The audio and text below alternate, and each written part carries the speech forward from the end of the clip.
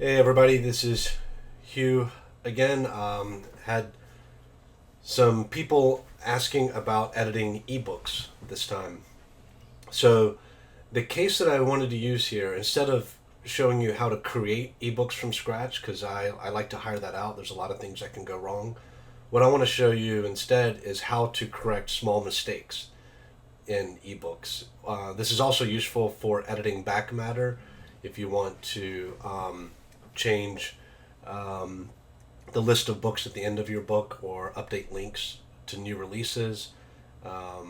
Add, when you add a book to a series, maybe you want to go back to the earlier editions and add that the new books. So the example I want to show is for when you get these emails from Amazon. Has this great system where readers can highlight and notify Amazon of errors that they see in ebooks. This is not a self-publishing thing. I think publishers get these as well.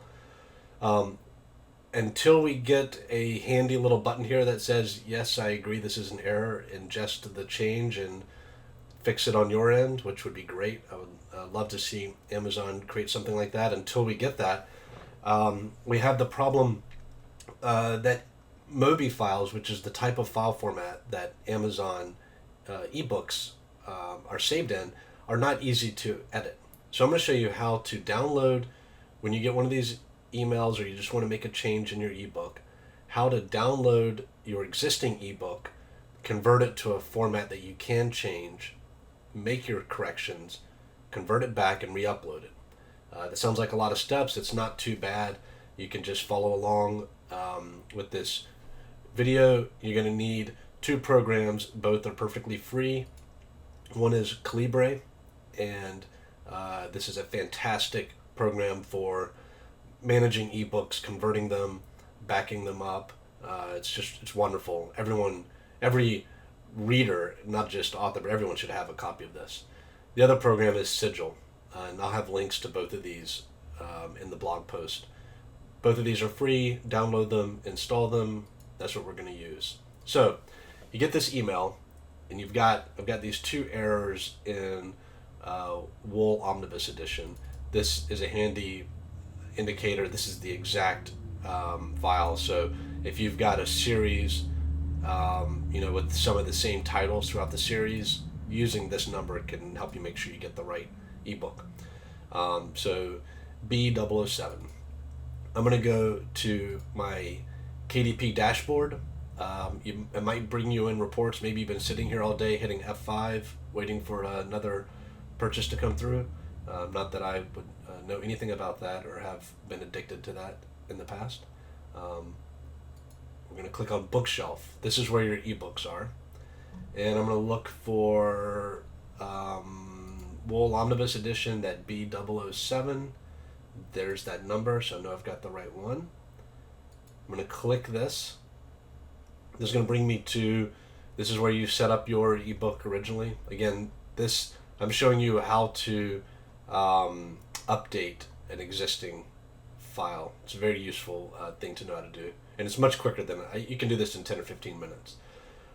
This is where you uploaded it, and then of course it gave you the preview, and down here you can download the book preview file. This preview file is your actual mobi. It's not a different kind of file. That's your actual ebook. So I can just click this, and it's going to download it to wherever your computer downloads things. You'll need to know where this file is going on your computer. In Chrome, I can click here and show in folder, and it'll show me where I downloaded it. So now I've got the file on my computer.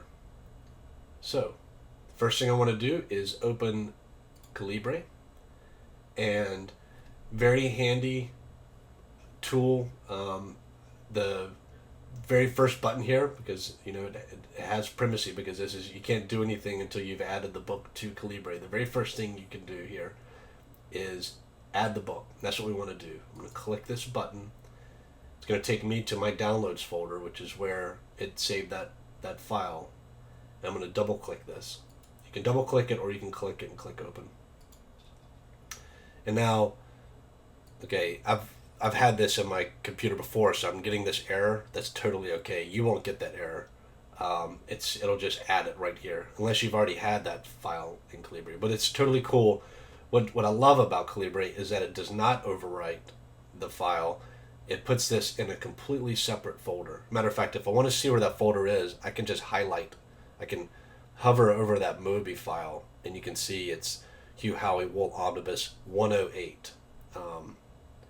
If I want to open that folder to be able to manipulate the file directly, I can click this button right here. This is a very handy little link. And you can see where this is located. Documents, Calibri Library, Hugh Howey. This is not because I'm a registered user of Calibri. This is from the metadata of the ebook. That's the author. And then here's the ebook. That 108 is because there's another Wool Omnibus in Calibri already, and so it's giving it a separate modifier. So that's so you'll know you're working in the right folder. So there it is. That's the mobi that was on Amazon. This is what readers are getting sent to their Kindle when they buy this ebook. They're getting that mobi file. There are not, I don't know of any good tools for editing mobis directly. I don't know why it would be hard to do that. Maybe there is one, but I'm just not aware of it. So because of that, what I'm going to do is I'm going to close this. I'm going to use Calibri to convert this to an EPUB file, which I can edit. So right now, it's only in mobi. So this handy little button right here, convert books. And you'll see your output format is an EPUB. You can format to quite a few.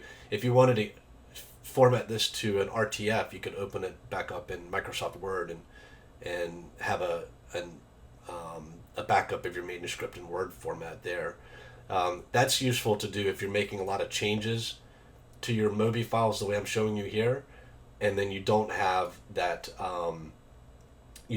change or that updated manuscript on your computer. So that can be useful to do to convert to an RTF and then save it as a Microsoft Word document. So I'm outputting to an EPUB. I can leave everything else just the way it is. I'm going to click OK. And you'll see down here, because that arrow is great, it's showing you've got one job processing and that is working. And it's done just like that. Now, before we just had a mobi. Now we have a mobi and an EPUB. And that EPUB we can edit. Also, just so you know, you can click on either one of these. I'll show you this later too. And it's going to open this preview window. This is great for previewing your ebooks before you upload them, which is why I already have these files in my in Calibri. That's why I got that error earlier. Again, you probably will not get that error. So I downloaded the mobi from my KDP page. I added it to Calibri, and then I converted it to an EPUB. And now I'm going to open Sigil. And with Sigil, when you open Sigil, you're going to get this crazy looking screen. It looks like you're going to have to know how to code. You are not going to, this is all just HTML. It's a markup language. You're not going to need to know how to code. This is actually a blank document. It doesn't look blank because it has this formatting stuff. But if I hit the F2 button, the F2 button will show me the actual contents of the document. If I hit it again, this is book view. If I hit it again, this is code view.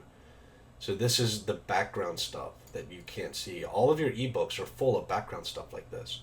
What you see is what's in this pane.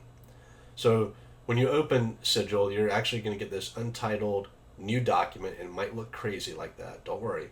And you're not going to have to know how to use all of this stuff, so don't feel intimidated. We're just going to use this for a few things. You can do more advanced things with this if you want, but just for this example, we're just going to correct a couple of mistakes. So I'm going to click this open button here.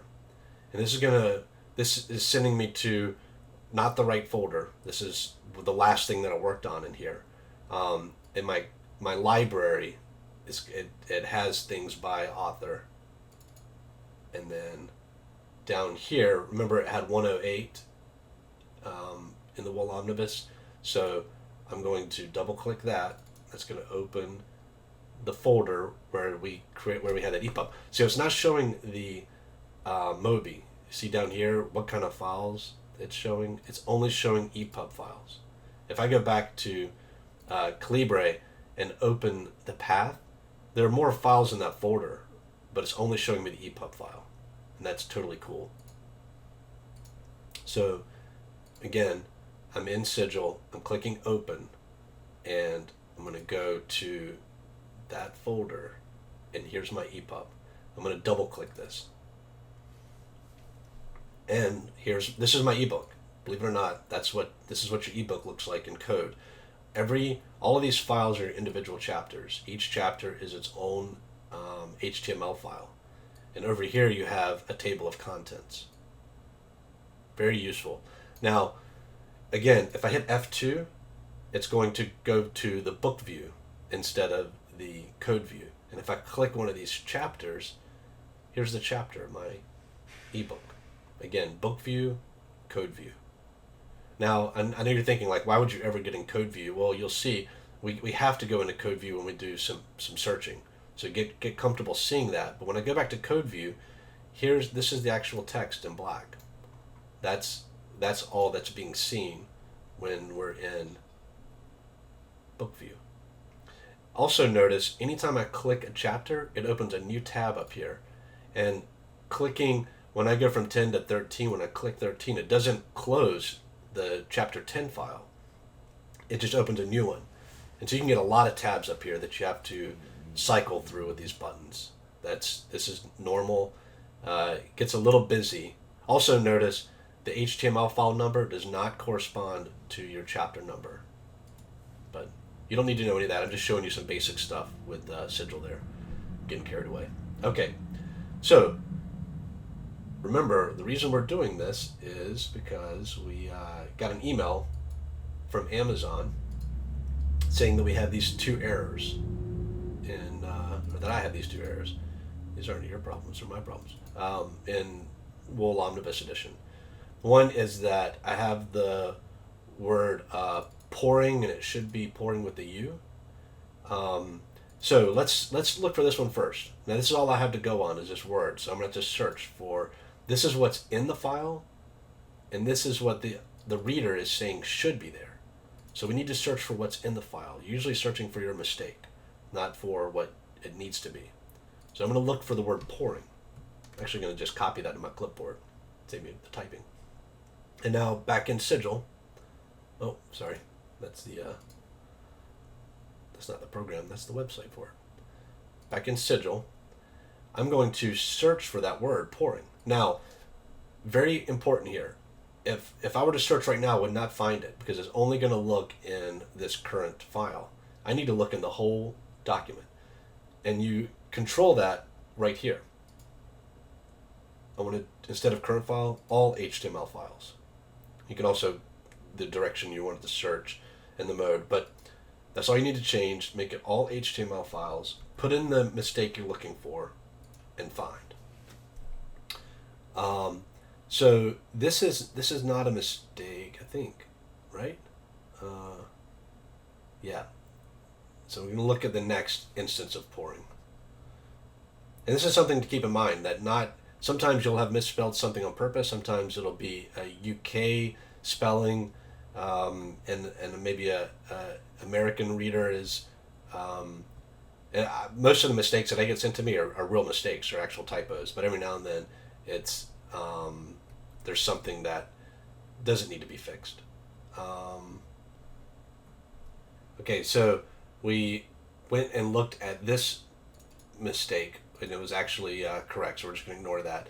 And then this is another suggestion, that above ground as a single word is not an actual word, and it should be two words.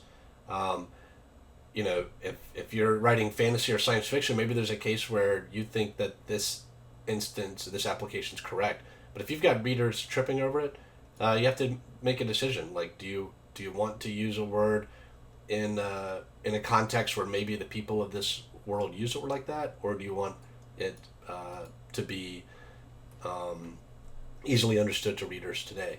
And this is a case where this is probably an editorial decision, and if readers are tripping over this, I'm going to change this to above ground. Usually what you're finding here are actual mistakes, and I get these emails on just about every ebook that I upload, so it's good to get them corrected.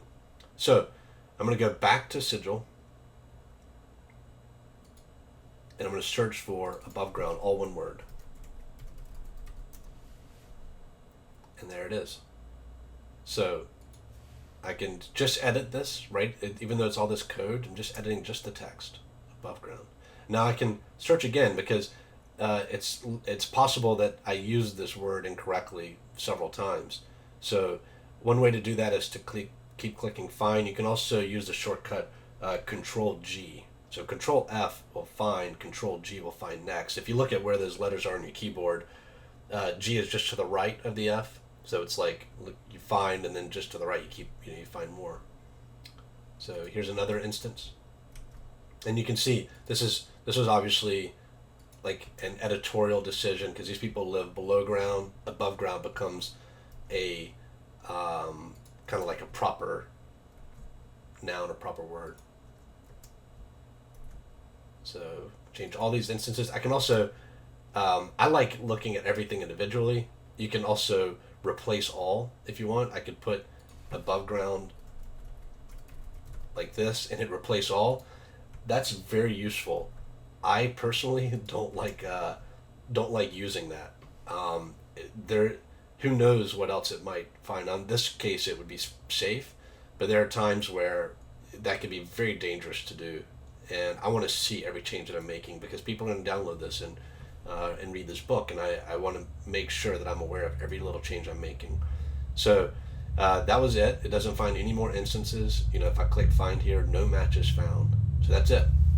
So I made the change I want to make. Like I said, another reason you might want to do this is maybe down in the very last page of the book, you want to update. I'm going to go to book view so you can see this. Maybe you want to update your the story continues in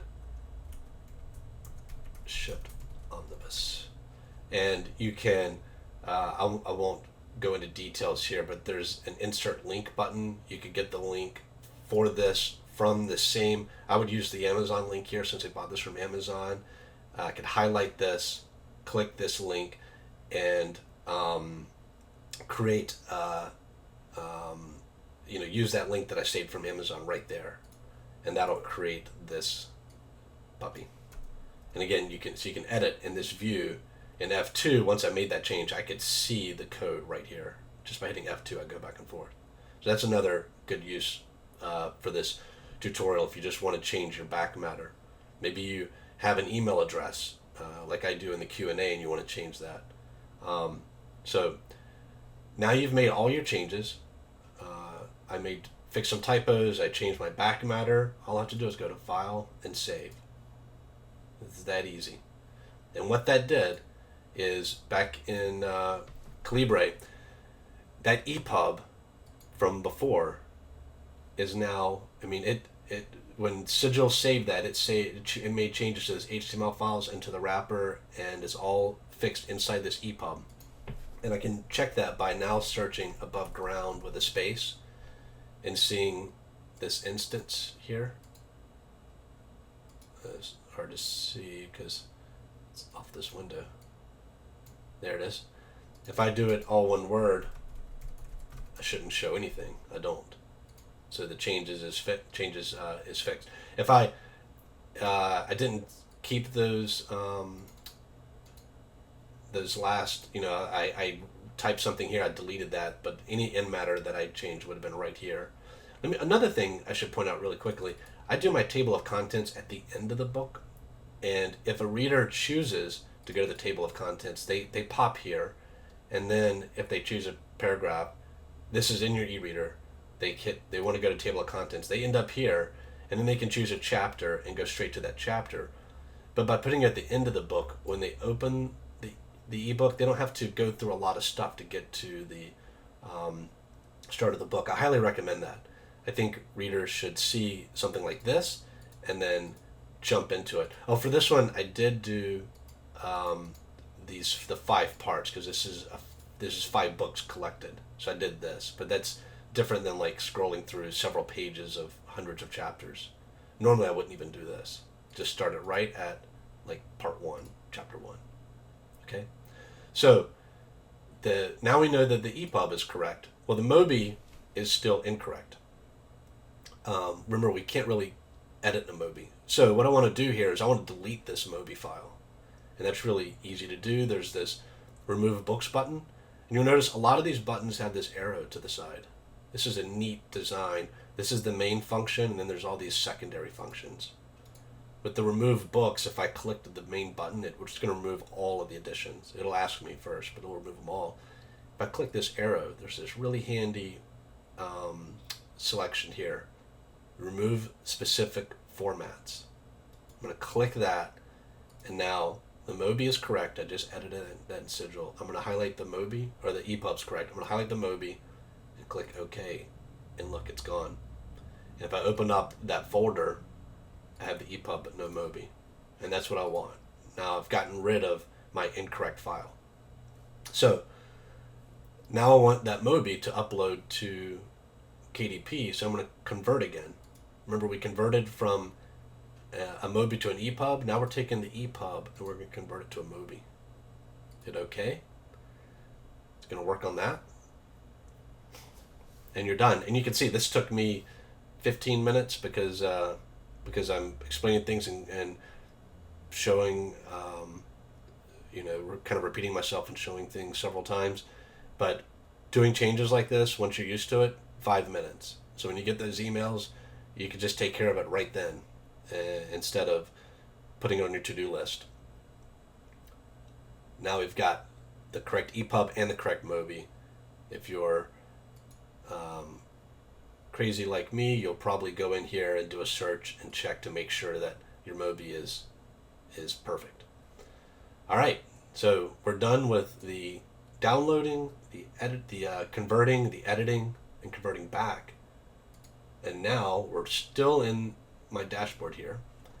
I can just go to book content file, right? I can just click browse, go to that path in my Calibri library and choose the mobi. And when I double click this, it's going to upload and say it's converting here. I don't think it's really converting. You can upload EPUBs, by the way, and let Amazon do it. I would much rather do this on my computer and be able to preview the file in Calibri first. Even though there's a previewer here, I would rather do it on my end. That way I have all the correct files on my computer. So it'll say it's converting. It'll say, upload and conversion successful. And then you simply save and continue. You're familiar with all of this. And click here, save and publish. And then you're done. Within 12 hours or so, your file will be ingested and your changes will be live, and that's it. So I hope that helps. It's again, might not be the best way to do this, but it's the way I do it, and it doesn't take very long.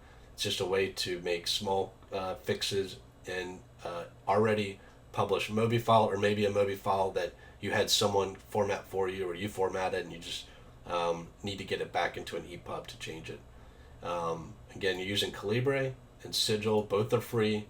If you can donate to support these guys, I highly recommend doing that for these really useful programs. And that's it. Hope that helped.